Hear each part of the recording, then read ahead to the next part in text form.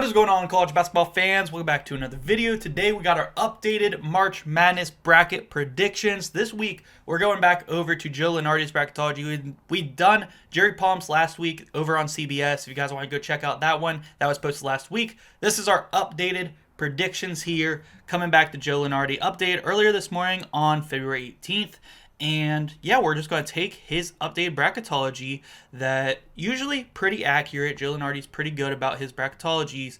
And we're going to put it into our own file here and fill it out from the first round to the national championship based on who we think would win if the March Madness tournament started today. We are less than a month away, guys, from Selection Sunday and getting the actual bracket in our hands to be filling them out on streams. Obviously, our big main bracket, all types of fun stuff. So if you guys are new and you guys are excited for March Madness, make sure you guys hit that subscribe button for me. It helps my channel out a ton. And hit that like button if you guys enjoy as well, because we're doing these once a week and a bunch of other college basketball content here on the channel as well. So hit that like button, hit that sub button, and comment down below who you guys got as your national champion. Or if you want to go a little further, let me know your final four at this point in the comment section below. But without further ado, let's get into predicting our updated March Madness predictions. So top overall seed. They've been the top overall seed pretty much all year long. We got Auburn. Big bounce back week for them. They lost at home to Florida, but then the next Saturday they bounced back huge and won on the road versus their rival, the Alabama Crimson Tide. That was a huge win. I do really like Omaha and SEMO, Southeast Missouri State. Both really good teams for their leagues. I think 16 seed is kind of disrespectful, I'm not going to lie, but it depends, if we get some bid steals here and there in some of the worser conferences. If one of them gets a 15 seed, they could be sneaky, but neither one of them have a chance against Auburn. If I had to pick a team, I think they're the more fun team. I'm going to go with Omaha to defeat SEMO, but still, either way, I have Auburn beating the 16 seed. Then we got Gonzaga versus Utah State in our 8-9 matchup.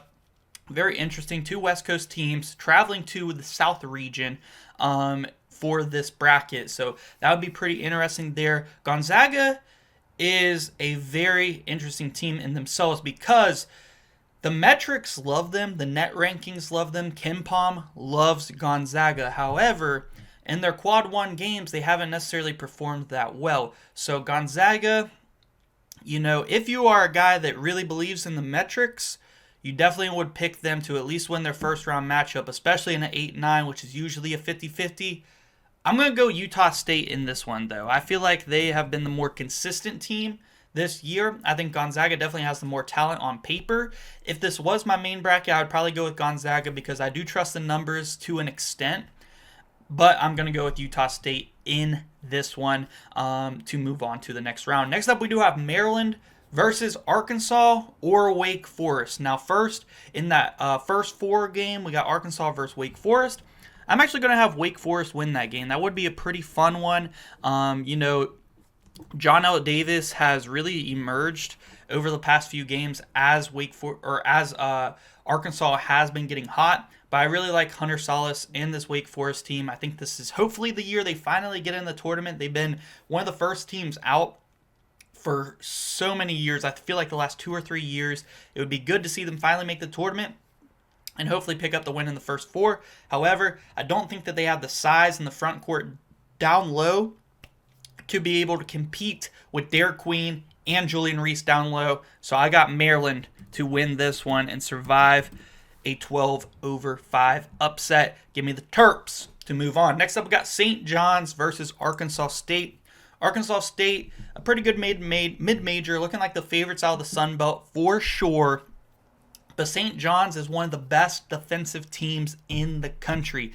And this is classic Rick Pitino right here, having a team that just gets so many more possessions than their opponent. And even though they're shooting below 40% from the field and below 60% from the free throw line, they can still win games because they are forcing turnovers, getting more possessions than their opponent. They are getting more shots up. So therefore, because they have more shots up, their field goal percentage doesn't matter as much.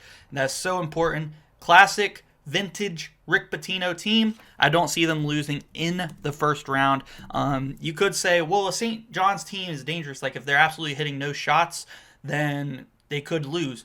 Well, they hardly hit shots like every game, and they still win. They have plus 20 wins already this season. They're the favorites in the Big East. They've beaten the other contenders in the Big East, and UConn, Creighton, and Marquette. They're rolling right now, looking like they're going to win the regular season in that conference, and I got them out of the first round. Next up, we got Ole Miss versus UC San Diego. UC San Diego has been one of my favorite mid-majors this year, them and UC Irvine. They split 1-1 on the year out of the Big West, so whoever comes out of that league, unless one of them gets an at-large, that would be pretty cool to see if a two-bid Big West. But I do really like UC San Diego and Ole Miss. Sometimes, they're a team that I could see getting upset if their shots aren't falling. I've seen it happen plenty of times where they just struggle to get shots or hit shots and get things going on the offensive end. UC San Diego is one of those teams you cannot do that again. You cannot have one of those bad shooting games, and I think that happens. Give me UC San Diego to upset. First little upset of this video, 11/6. Give me UC San Diego, the Tritons. Moving on. Wisconsin versus Towson. Not a big fan of Towson, to be honest. I don't think they're that great of a mid-major this year. Wisconsin, I feel like, is really slept on, and it's kind of crazy because they're getting some respect with like 3 seeds in pretty much every bracketology. They've been having some good weeks, but I don't really hear a lot of noise about Wisconsin. But they're a good team, and low-key, John Tunji, with what he's been doing, he kind of reminds me of a player that I really enjoyed on their Final Four run. And let me know if this is a good comp, but Johnny Juzang. John Tunji kind of reminds me of a Johnny Juzang type of player. Can he have the same result? Johnny Juzang's UCLA team was an 11 seed, went from first 4 to Final Four, but Wisconsin's, they're a 3 seed. They're going to have an easier path, hypothetically. So I could see them. I do like some of their other players like John Blackwell, excellent guard on that team. You got guys like Sam Crow down low. I really like this Wisconsin team. I'm going to have them over Towson for sure. And then we got St. Mary's versus Texas. Very interesting 7-10 there. Trey Johnson has been one of the best freshmen in the country this year for the Longhorns. St. Mary's is super underrated, though. I could see this one being a battle. I think it's going to come down to the wire. Unless St. Mary's is really controlling the game, because I could see Texas missing a lot of shots and St. Mary's just taking it slow, milking some clock down. You know what? Texas is one of those teams that could miss a lot of shots. It's going to take a huge game from Trey Johnson for them to win this game, in my opinion. The more and more I think about it, I think guys like Arthur Kaluma, Caden Shedrick, I don't know if I trust them. I don't know if I trust them to hit shots, and I'm not. I'm taking St. Mary's, more consistent team, and Coach Bennett finally gets another win in March Madness when it seems like forever since St. Mary's been out of the first round. Iowa State versus Bryant. I'm definitely going to go with Iowa State. Bryant, I'm not too high on. Honestly, I think Omaha and SEMO should be a 15 seed over Bryant. Get Bryant out of here, guys. But Iowa State, I really like a lot. I think they have one of the best guard trios in the country, if not the best. Taman Lipsey is really underrated, doesn't really show up on paper and on the stats, but he's an excellent lead guard, which you need in March Madness. And then you got Keyshawn Gilbert and Curtis Jones, who have really broken out this year. And you got guys down low like Josh Jefferson, who has really stepped up in the front court for this team, which is going to be huge for them. They need guys like Deshaun Jackson as their center, transferred from Charlotte, to really have a big tournament in order for them to get to the Final Four. I believe in them, though. Let's go ahead and finish out this region, though, while we're here. While we're talking about these teams, let's go ahead and finish out the region. We got Auburn versus Utah State, and to be honest, guys, I don't give Utah State much of a chance in this one either. I think Auburn's going to put belt. Honestly, they're probably going to put belt to ass. Let's be honest. I think Utah State maybe has a sliver of a chance, but I don't think they're that great of a team. I think they're really well coached, but just too much experience, too much talent on this Auburn team. I think it's going to be not that close of a game. Give me Auburn. Next up, we got Maryland versus St. John's. This, however, is going to be a very good game, in my opinion. I think St. John's defense is going to be tough. Nobody in the country would want to see St. John's in the opening weekend of March Madness this year. That defense is crazy, and they're going to force a ton of turnovers. They're going to need guys like Jacoby Gillespie to really take care of the ball. And I trust him. I really do like Gillespie. And they have good centers down low who are going to be able to hopefully slow down Zuby Ejiofor like Derek Queen and Julian Reese. And that's going to be Maryland's advantage in most matchups is their front court. However, if Maryland is turning the ball over, they're not going to have much chances to get the ball down low. And even then, with Zuby Ejiofor, they got guys like RJ Lewis and Kadera Richmond especially, who have a lot of length to be able to go down and help out on the defensive end. I like St. John's in this matchup. Like I was saying, I do like Jacoby Gillespie, but even like Stephen Ashworth, who I think Stephen Ashworth, similar level of skill to a Jacoby Gillespie type of guard, they still was forcing a ton of turnovers on Stephen Ashworth. I think that they could do the same thing to a guy like Jacoby Gillespie. Give me the Johnnies to move on to the Sweet 16. And then we got UC San Diego versus Wisconsin. I know I was just raving about how good I think Wisconsin is, and I do think they do have potential to get to the Elite Eight or maybe even the Final Four given the right matchups. And I actually had that in a couple of brackets ago. If you guys remember, I think I had Wisconsin in the Elite Eight, and I really thought about having them in the Final Four.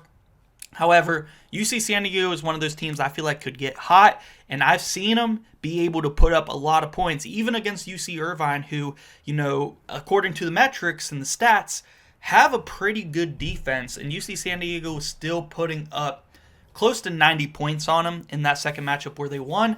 I think UC San Diego can put up a lot of points. So can Wisconsin. It would be a very close matchup. I'm going to take UC San Diego to be a little bit of a Cinderella here as an 11 seed to the Sweet 16. Then we got St. Mary's versus Iowa State. I think Iowa State matches up really well with the Gales here because they play defense as well. Not saying Texas doesn't, but Iowa State's a lot better at it. And they can also shoot the ball. And I feel like these guys like Curtis Jones especially is going to light it up during March Madness. He's going to really turn it on. They have to be able to hit their shots. And when they went through that cold streak, that was what was happening. They weren't hitting their shots. They need to hit them, and I think they will. Give me Iowa State here to move on to the Sweet 16. Auburn versus St. John's.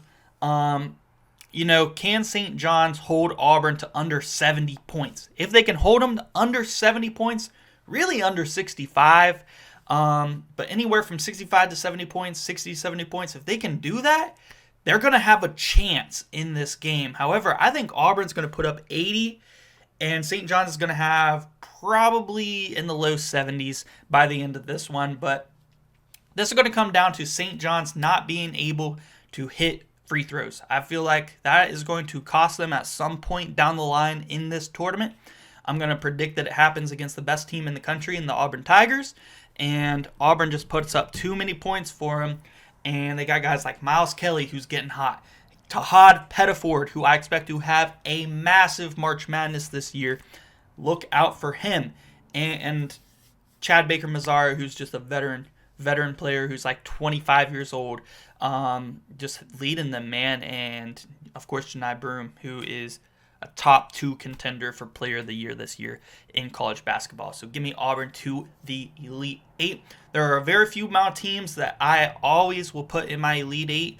Auburn is usually one of them because I would be very, very shocked if Auburn loses before the Sweet 16 for sure.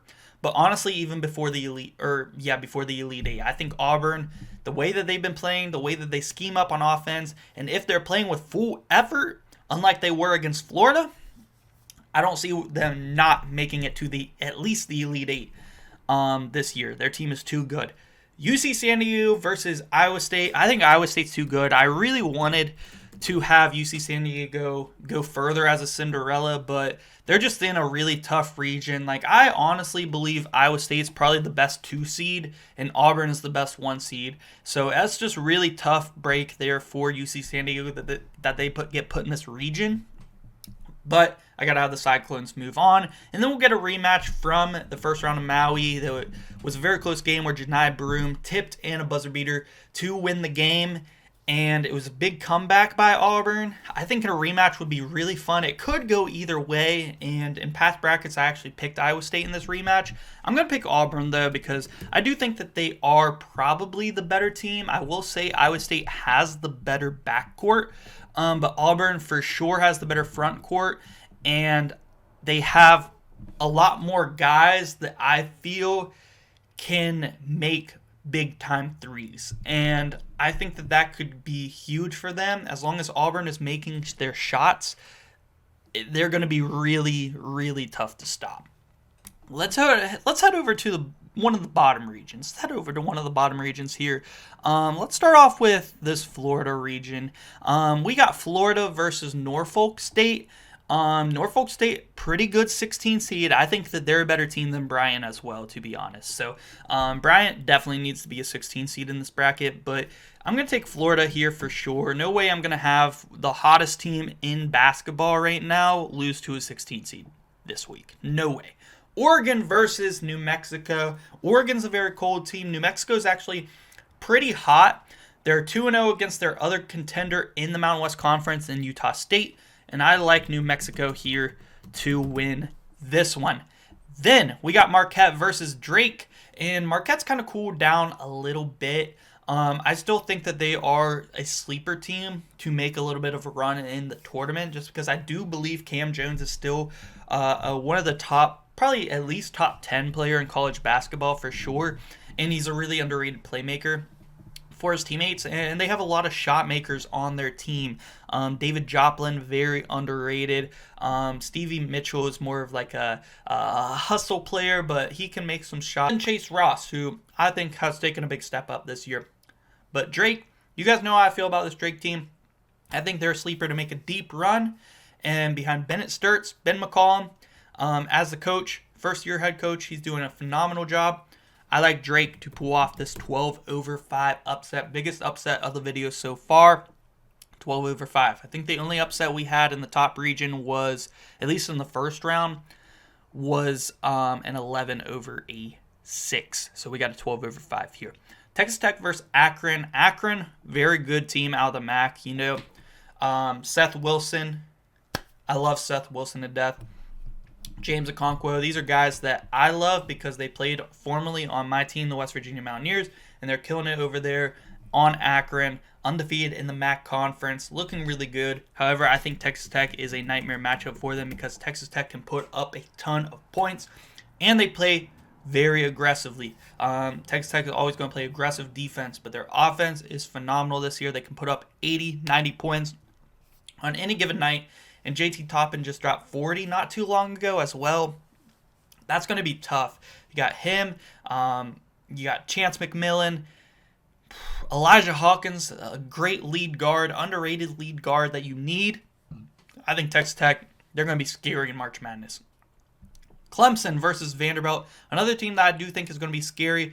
Chase Hunter and Ian Shefflin and this Clemson team going to be scary. They're, I feel like under the radar, even though they've beaten big-time teams like Duke and Kentucky, still going under the radar, but they're a really good team. I like them against Vanderbilt for sure in that 6 versus 11.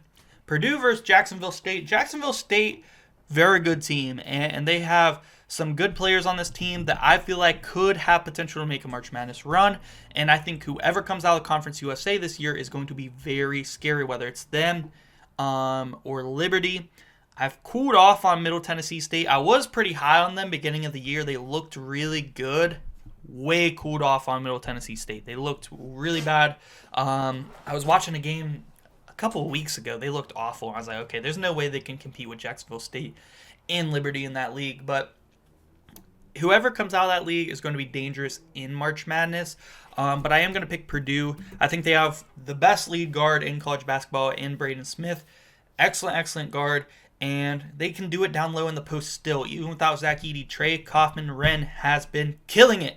And that's going to be huge for them. If Fletcher Lawyer can knock down some shots and be consistent, they're going to have a chance to make another deep run like last year.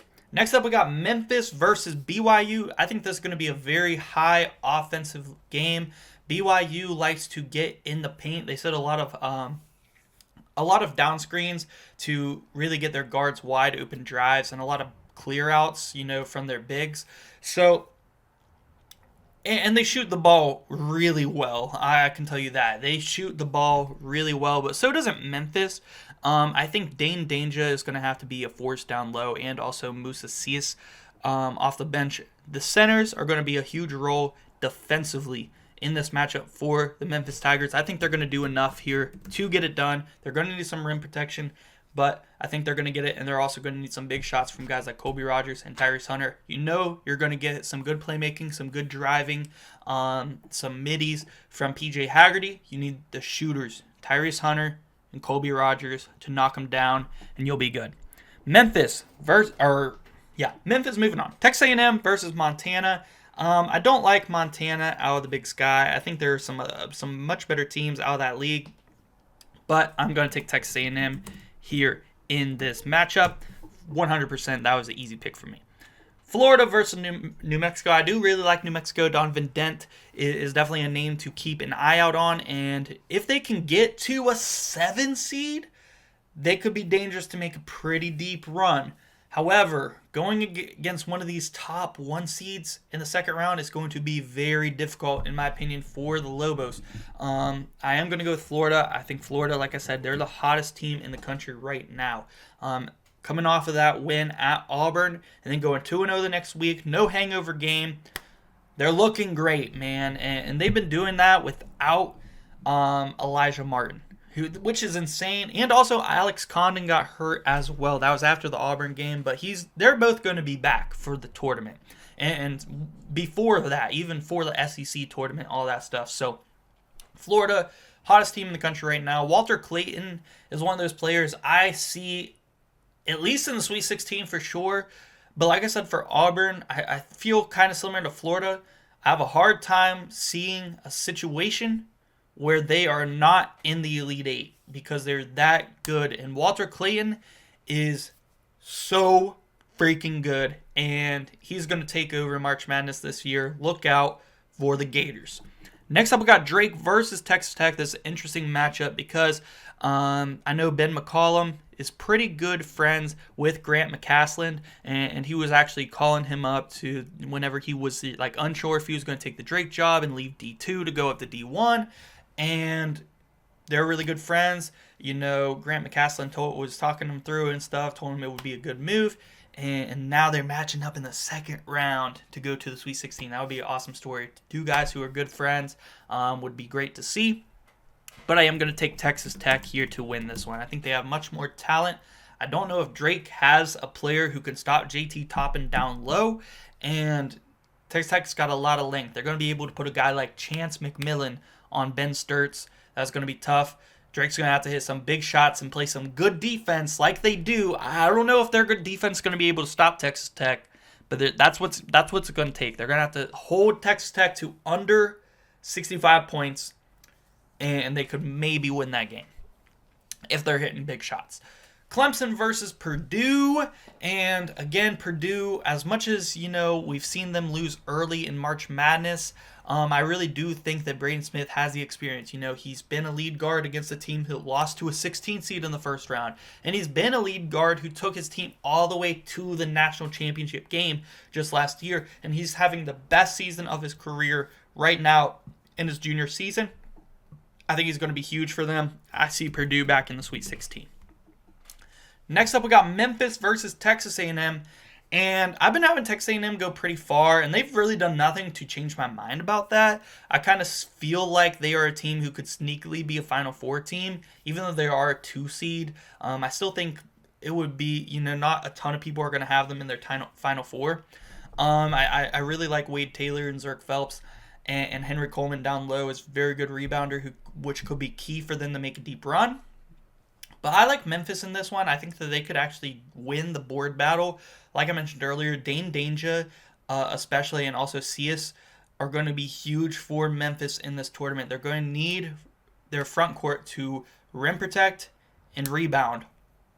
very well if they want to make a run in this tournament. I'm going to say that they will.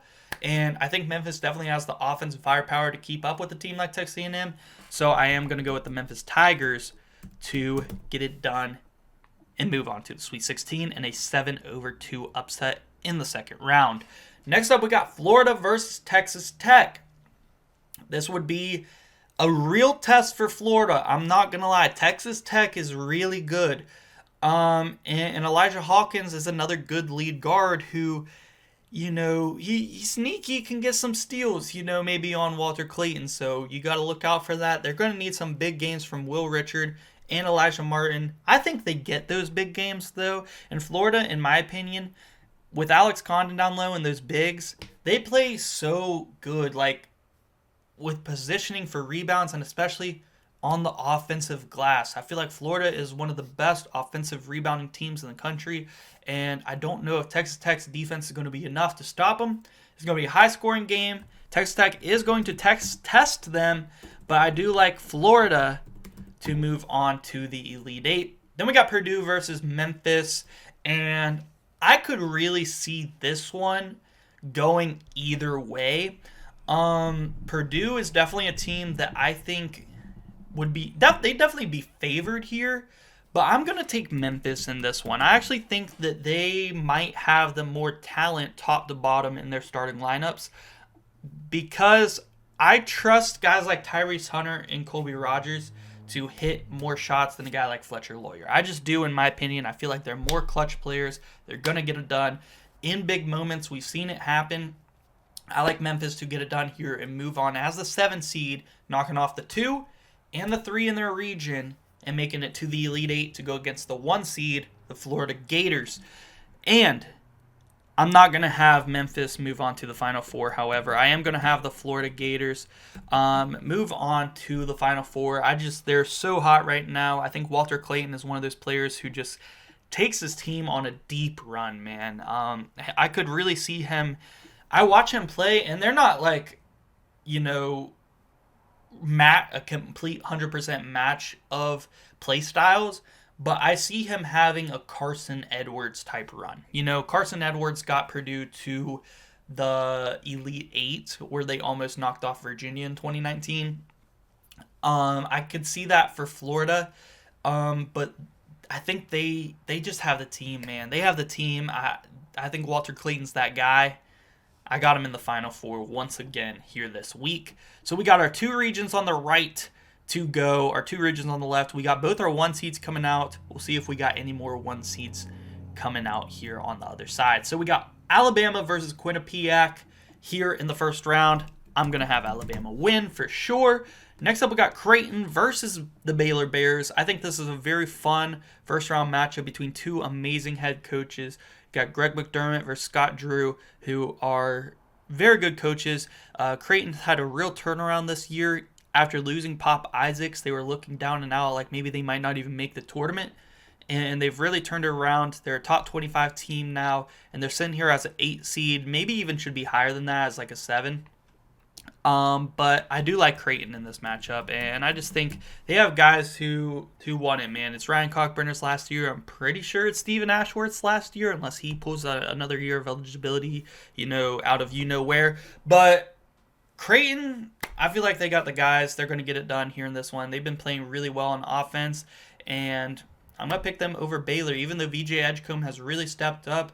You're relying a lot on a freshman, where I feel like guys like Norchad O'Meara, and Jeremy Roach, even though they've been having decent years, you can't lie, it's been pretty disappointing. So, and Baylor just doesn't play that great a defense either. It's going to be definitely a high-scoring game because neither of those teams play that great a defense. But give me Creighton. Next up, we got Missouri versus Yale. Yale is a very dangerous 12 seed. John Pocahontas is a very good player. We've seen them pull off an upset over Auburn last year when he was on the team. They did have Danny Wolf as well, but they got other guys on that team as well. I don't think Missouri's losing this one though. They have a lot of shooters on their team. They put up a lot of points. That's kind of a theme in the SEC. They have a lot of really high scoring offensive teams, and Missouri is one of those teams where it's going to be hard for some of these mid-majors that don't necessarily have the best of defenses. to really keep up on just scoring enough points. Michigan versus High Point. High Point's one of those teams, however, they can score a lot of points, and I'm not too high on Michigan. I know Michigan just is coming off of a super good week, and they have another test because they do play Michigan State this weekend. And they're coming off of some good games. They beat Ohio State on the road. They're on a nice little hot streak. They're moving up on the seed list, up to a 4 seed now. But I don't know if I trust him. I know that Vlad Golden, he's pretty good down low, and Danny Wolf is a guy who can play make as the power forward. They kind of run 2 7-footers. I do see some situations where they can make a little bit of a run, but High Point is a team that has some really good offense, and they can compete with a Power 5 level team. So I am going to take High Point to pull off the biggest upset of the video, 13-4 in the first round. High Point Panthers. Let's go. Next up, we got Illinois versus George Mason. Oh, yeah, I forgot to mention, Michigan also loses due to them having a chance down 1.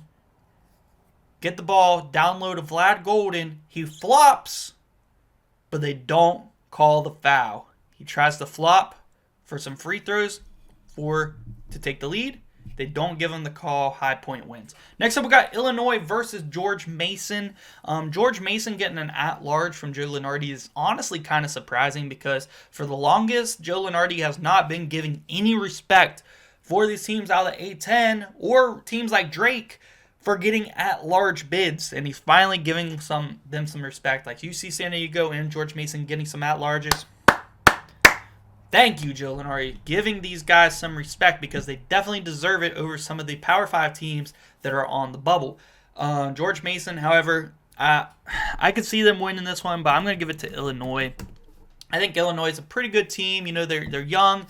Will Riley and Kasparis at the point guard position. He's going to be a top 10 draft pick for sure. He's got some good playmaking. If he can just not turn the ball over, that could get them in trouble in the first round for sure.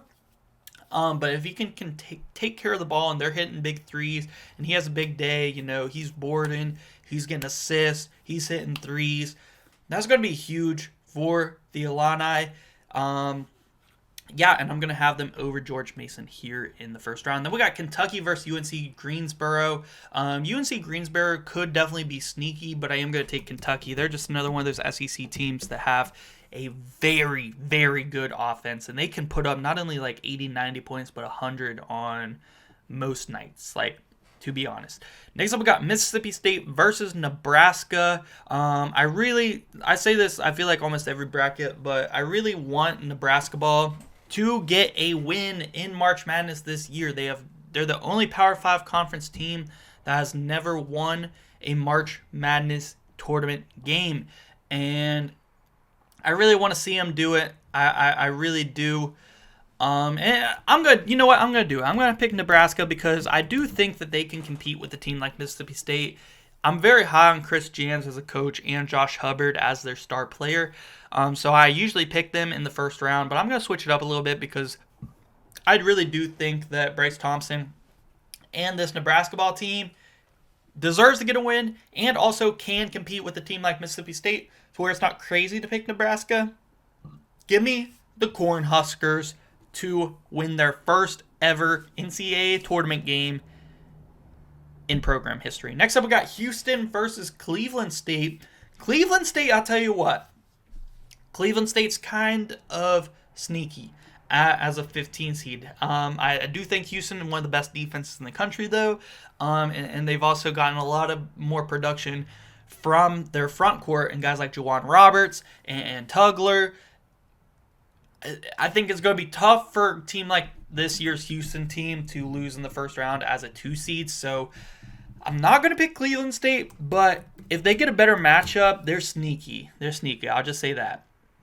Now let's go back up to Alabama and Creighton. Now we'll say in this matchup specifically, Creighton can put up probably enough points to compete with Alabama, but Alabama is going to be hitting threes. The main defense that comes from Creighton is going to be the paint protection of Ryan Cockburner, and although Alabama is going to drive to the rack, of course, that's really what they do is they drive to the rack and they shoot threes. They don't shoot any mid-range. It's a very NBA pro style offense there with Nate Oates. And I do believe that Creighton, with the rim protection, if Alabama's having a hard time shooting like they were against Auburn the other night, it could definitely be interesting, and I kind of want to do it. I'm not going to lie. You know what? Alabama fans are going to be mad at me, but the more and more I talk it through, it does kind of make sense. If any one seed loses in the first or second round, I feel like it would be Alabama just because I've seen multiple times this year Alabama just not be able to make shots like they're supposed to. But I do think Grant Nelson posterizes Ryan Cockbrenner, but I am going to have Creighton pull off the upset here in this one. Big time upset, 8 seed over a 1 in the second round. Next up, we got Missouri versus High Point. And I could see High Point keep it moving here. I really could see the Panthers keep on moving. I want to do it so bad. I want to have High Point keep moving on so bad. But I think Missouri is too good offensively, man. But High Point, like I mentioned, this is going to be a very high scoring game because High Point is, according to Ken Palm, one of the I think they're the highest mid-major as far as offensive efficiency, and they're still like top 10 in all of Division I. I'm going to do it. I'm going to have High Point. We're going to make this kind of the chaos region here, and High Point's going to pull off another upset here as the 13 and maybe be this year's Cinderella. Next up, we've got Illinois versus Kentucky, and this is another pretty high-scoring game. It's going to be a high-scoring game, and I really do think guys like Ortega-Owe and Lamont Butler, they're so experienced at the guards that they're going to put up a lot of points. They need, somebody other than Lamont Butler to play some defense. That's what Kentucky needs. If they lose early in March Madness or at all this year, it's going to be because they don't play any type of defense at all. They're going to need more than just Lamont Butler on defense, and if they can show some type of effort, I will say Kentucky is going to get this victory just because, like I mentioned, Kasparas Giukinitis, he can turn the ball over and be turnover prone, and I do think that even though Kentucky doesn't play that great a defense, they can play with a lot of effort since it will be March Madness, and with a few turnovers, a few costly mistakes by Illinois, I think they're going to capitalize on it and score just enough points. Kobe Brea is a guy that I expect to really take off and score a lot of three-pointers in the first 2 games in the first weekend of March Madness. So give me the Kentucky Wildcats to move on. Then we got Nebraska ball versus Houston, and I want to keep the Cornhusker train moving here, keep the wagon moving there on the farm, but I am going to take Houston to move on. I just think that defense is too physical. They got guys like Milos Uzan. He's no Jamal Shed, but he has really come onto his own this year as the lead guard for this team. And they got guys like Emmanuel Sharp and LJ Cryer who can really shoot the ball, along with that tough defense and some scoring down low with Jawan Roberts. They're just a tough matchup for almost any team. Then we got Creighton versus High Point, and this is another tough one.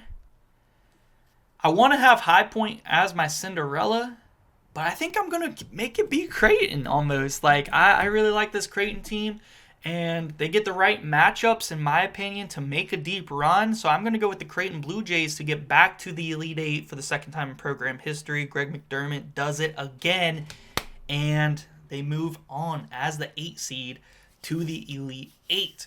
And then we got Kentucky versus Houston, and it's a super high scoring offense versus a very good defensive team in Houston, and Houston's defense is going to be key. But if they can still have guys like Kobe Brea knock down some big time threes, Lamont Butler hitting some shots, Ortega Owe hitting some shots. They're going to need that, man. They're going to need that, and I don't know if they have the defense to be able to beat Houston. So I'm going to go with Houston here to move on here to the Elite Eight over Kentucky. Big game from Emmanuel Sharp, I'm going to say. Hit a couple big threes. Juwan Roberts down low starts cooking. He has 19, 20 points. Creighton versus Houston. Another offense versus defense type of game. Creighton has a little bit more defense than Kentucky, though, especially when it comes to paint protection with Ryan Cockburner, and that is going to be huge in this game. If Creighton does win this game, it will be because Ryan Cockburner is blocking some shots, not letting guys like Juwan Roberts bully him down low, and Tugler. I think that is going to be absolutely huge for this Blue Jays team, and they're going to need guys like Steven Ashworth to really hit some big-time shots. I'll tell you guys what, though. The X factors for this game are going to be Jemiah Neal and Jackson McAndrew. If those two guys can keep playing the way that they've been playing, especially Jemiah Neal, Creighton's going to be pretty tough to beat. And I know Houston is definitely going to be favored in this game. They have the better team on paper. They're definitely more disciplined. Play great defense, but Creighton, very good offensive team. They have great set offenses. The pick and roll with Ryan Cockburner around with some surrounding pieces. They're hitting their shots. They have a chance in this one, and I'm going to do it. I'm going to have the Creighton Blue Jays as an 8 seed make it all the way to the Final Four in my big kind of upset Cinderella run of this week's bracket. I know that they did lose to St. John's this week, who was, a similar type of team to Houston because defensively they match up well.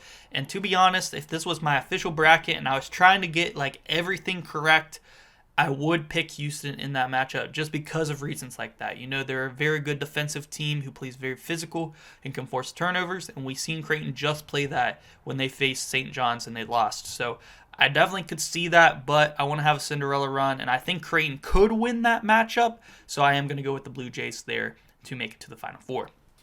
Next up, we do have the Duke Blue Devils versus either Southern or American. To be honest, Southern University, American University, they're not going to get a win this year in March Madness. I'm sorry. Give me Duke. Next up, we got UConn versus Ohio State. And pretty interesting matchup, man. I'm not going to lie. I definitely could see UConn. UConn's definitely a better team, in my opinion. The emergence of guys like Soloball and Liam McNeely have been huge. Alex Caravan has really fallen off this year, though. And Ohio State's got some guys, they're not just going to let you pull up and they're going to lose. So I'm going to take Ohio State. I'm going to go with the slight upset here, 9 over 8, and give me the Buckeyes to move on in that one. Next up, we got Kansas versus McNeese State.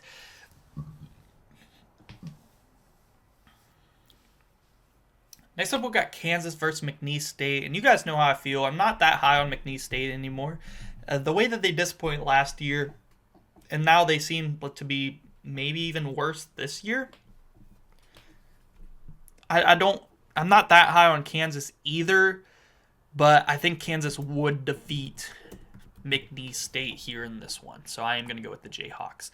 Then we got Sparty versus Lipscomb. Honestly, these are bad. These are mid-majors I don't expect to get stuff done in March Madness this year with McNeese State and Lipscomb. So I am going to go with Michigan State here to move on. Sparty has been cooking recently ever since Jace Richardson entered the starting lineup. They got 2 big matchups, including one tonight that I'm actually about to go watch after I'm finished recording and editing this video, versus Purdue. Michigan State, Purdue tonight. That is going to be a massive one. I cannot wait to watch that tonight. So UCLA versus either San Diego State or Oklahoma.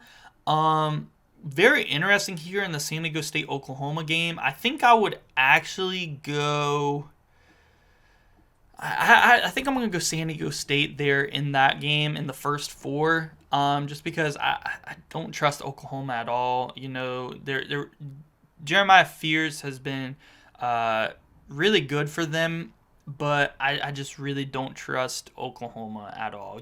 Porter Moser is looking like he got off to a phenomenal start in the non-con, hit SEC play, and went downhill. So give me San Diego State, and I'm going to take San Diego State to beat UCLA in the 11/6 game, just because, these are two very defensive teams this year. It's going to be close. It could come down to the wire. This would be a good upset pick where for an 11/6 game is actually pretty 50-50 in my eyes. Next up, we got Arizona versus Utah Valley, and I'm going to take Arizona. Utah Valley is interesting, though, because they are the best team in that league, even over Grand Canyon right now, and maybe kind of sneaky, but Arizona is playing pretty good lately, and they're a top-tier team in the Big 12, where at the beginning of the year we thought maybe they weren't, and they've been really cooking lately, so I'm going to give some credit there to Arizona and move on to the next round. Next up, we got Louisville versus West Virginia. Represent Country Roads, take me home to the second round. Psych, this is a rematch, and I'm going to try not to, you know what, Joe Lunardi, you get a pass this time, because Louisville versus West Virginia is a rematch. We've seen this matchup, Louisville won, and it was a competitive game. West Virginia was actually winning at the half, and it was very defensive. That was the type of game West Virginia wants to play. They want to play a slow-paced defensive game, take your time taking it up court. But Louisville, really turned on the offense in the second half. So Kassan Pryor is out for the year, though. He was in that original game, but so isn't Tucker DeVries for West Virginia, who arguably is a bigger contributor to his team. But they're both big contributors and play a big role on their team. So tough losses for both teams this year. I think Louisville would win that one. So next up, we got Tennessee versus Central Connecticut. And I'm going to go with Tennessee. I know that Central Connecticut actually not that bad of a 15 seed, to be honest, but I have been having Tennessee lose kind of early in these, and I've been really disrespecting them, and that's just because, they have a history of losing early in March, even though I know Ken Pom says they're still really good, and they're really, metrics-wise, definitely a top 10 team to win the championship this year. And Zakai Ziegler is a veteran on that team, veteran lead guard that I do normally like, but because they have always been so disappointing in March Madness, I've been having them lose early.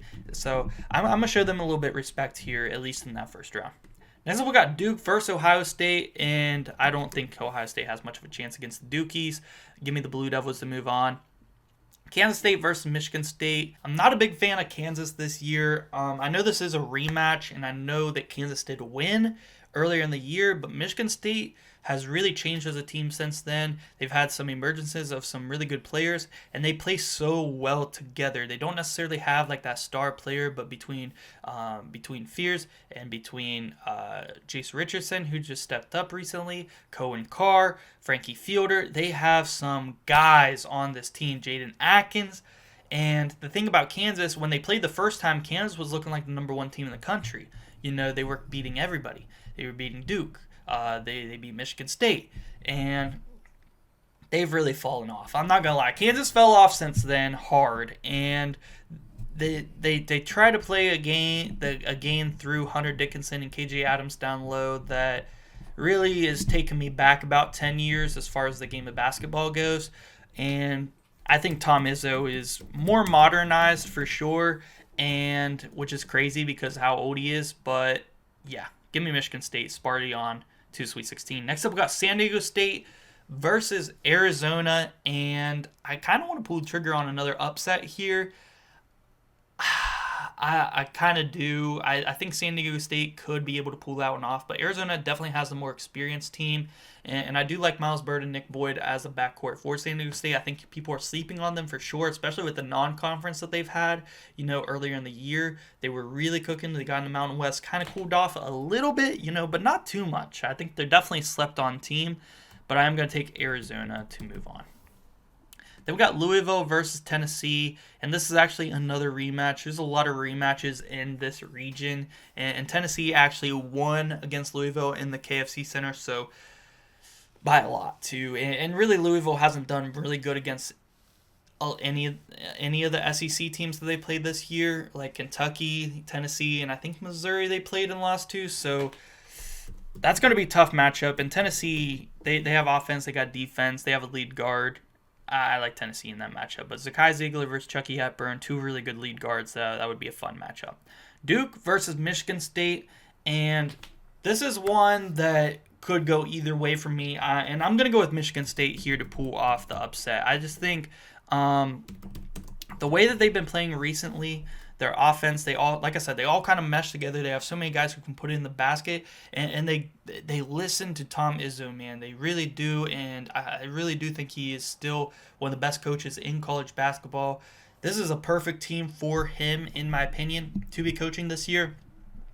And offensively and defensively, they can compete with Duke, even though Duke is one of the better teams in both those categories this year, but they are very reliant on some freshmen, and I don't know if they have a lead guard to really do it. I know that they do have Tyrese Proctor and Sion James, who are really good guards in their own right, but is going to have to take some clutch moments from Cooper Flagg to win this game, and I'm going to say he doesn't come through. Gibby Sparty to move on to the Elite Eight. Next up, we got Arizona versus Tennessee, and this is a very fun matchup between two teams that want to get back to the Elite Eight. You know, it's been a little bit longer for Arizona. Tennessee was there last year, but they're trying to, Tennessee's trying to make their first Final Four ever. I'm going to have Tennessee back in the Elite Eight this year. I think that they have a really good team. I've been sleeping on them. I'm going to show them a little bit of respect here and defeat Arizona, who can be inconsistent, especially with guys like Caleb Love, and who's supposed to be their best shooter. He can be inconsistent as a shooter. And then, you got Del Orso. Del Orso is a guy who's going to have to shoot the ball really well for Arizona to make a deeper run than Sweet 16 especially. Next up, we got Michigan State versus Tennessee, and another really good matchup. I kind of want to go with Tennessee because of their defense, but I think Michigan State's going to do enough to be able to move on again in this one past Tennessee. I feel like they've gotten some pretty good matchups. Duke is definitely a harder matchup than Tennessee, in my opinion, so if they can knock off Duke, I think that they can knock off Tennessee as well. I'm going to go with Sparty to the Final Four once again for Coach Izzo. I believe the first time since, was it 2019? Yeah, 2019, whenever they had Cassius Winston in his senior year, or his junior year, because the COVID year was his senior year. So our Final Four is set. We got Michigan State as a 4 seed versus Creighton as our 8 seed, and we got our 2 1 seeds in Auburn and Florida. This is a really fun Final Four, in my opinion. I think that this turned out in a really good way, in a way that I really enjoyed, and in a way that I do think is realistic. However, I do think Houston losing to Creighton is a little bit iffy for me because of that defense and matchup reasons, but I wanted to have Creighton in the Final Four. I want to show them some love. I want to have a good Cinderella. You guys know I like to tell a good story whenever I make these videos, as far as, the runs that people can have. And I think Creighton making their first ever Final Four this year, with all the adversity that they've had in Ryan Cockburner's senior year, it would be really special. And I like the storyline. I like the storyline, and I liked a lot of their matchups that they had before Houston. So what's one more, more unrealistic upset?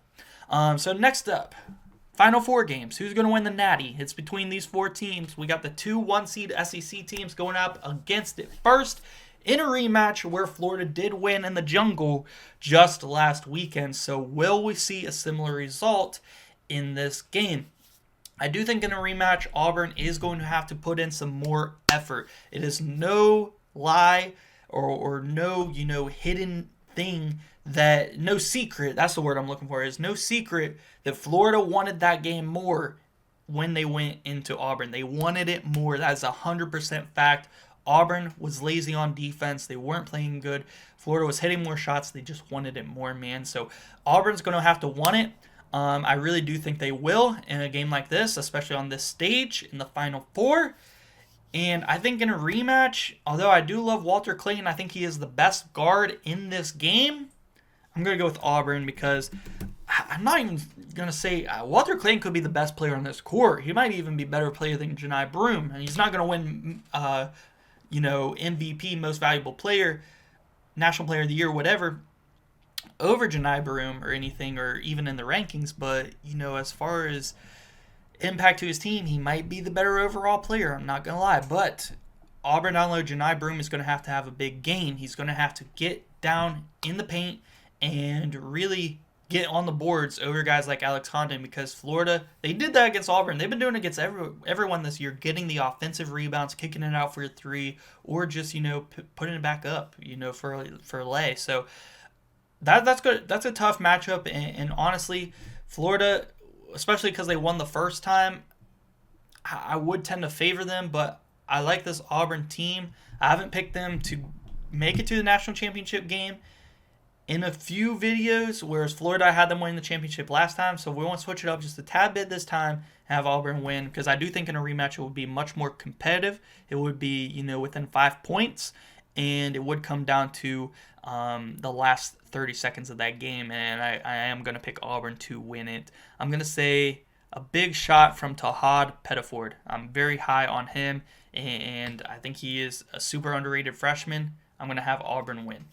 In our next Final Four matchup, we got Creighton versus Michigan State. This is going to be a really fun matchup. Tom Izzo and Greg McDermott, I would love to see them in the Final Four this year. And honestly, I'm going to have to go with Michigan State in this matchup, though. This is where I'm going to have the kind of Cinderella story of Creighton come to an end here in the Final Four matchup. But Creighton does make their first Final Four as an 8 seed, especially pulling off some big-time upsets along the way. Definitely have to applaud them for that run that they did have. It's going to come to an end to Michigan State, though, here in this Final Four game. And we get Auburn versus Michigan State, national championship game. This would be very, very fun. And then in this matchup, there's some really good guards in this game. I mean, between Aikens and guys like Chad Baker-Mazara, you got some veteran guards. And I honestly think the key matchup is going to be between the freshmen, though, Tahad Pettiford and Jace Richardson. I think these two guys are going to be key in their teams making it to the championship game, which is kind of crazy to say that the freshmen are going to have that much of an impact, but I honestly, truly believe that. And I think that they're the best guards on their own teams, respectively. But I do think the X factor in this game and the key factor in this game is going to be Janai Broome. I think that going up against Michigan State's front court is honestly going to be a lot easier for them than going up against teams like Florida State or Florida's front court and teams that they've won along the way. And I really do like Auburn in this matchup. I think a big game from Janai Broome, not only scoring points, but also on the glass, and Tahad Pettiford hitting some big-time shots. Auburn is your national champions this year for this week's March Madness predictions. So let me know what you guys think about it, guys, down below in the comment section. Who is your national championship pick at this point in the year? If you want to go a little further, let me know your Final Four picks. And yeah, guys, subscribe if you guys are new. We do a ton of college basketball content here on the channel. We're less than a month away from Selection Sunday, where we will have the official bracket. So make sure you guys subscribe. And yeah, guys, thank you so much for watching.